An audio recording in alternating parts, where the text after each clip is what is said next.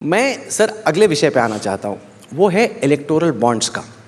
Electoral bonds की सूची public हुई, उसके बाद सब जगह अब चर्चा चल रही है, सब अपनी गणित अरिथमेटिक मिनिस्ट्री सब लगा रहे हैं। दो तीन चीज़ें निकल के आ रही।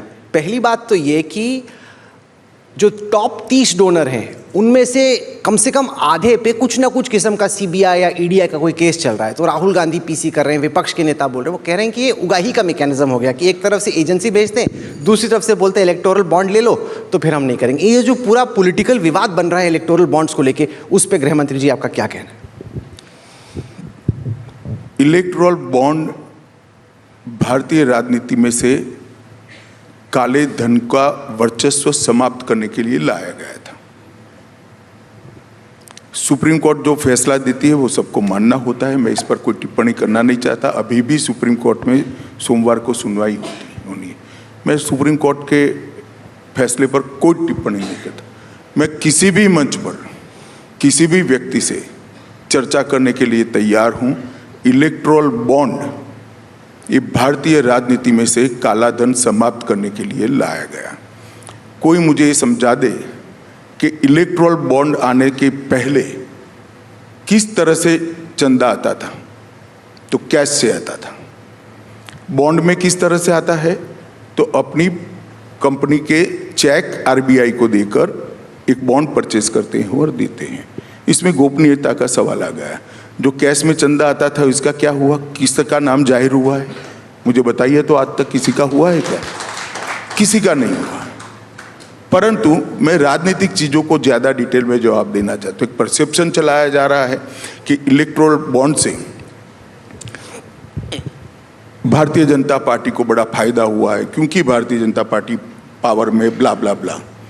और अभी राहुल गांधी ने तो स्टेटमेंट कर दिया कि दुनिया की सबसे बड़ी उगाही का अगर कोई जरिया है तो इलेक्टोरल बॉन्ड है। मालूम नहीं इनको कौन ये सब लिख कर देता है।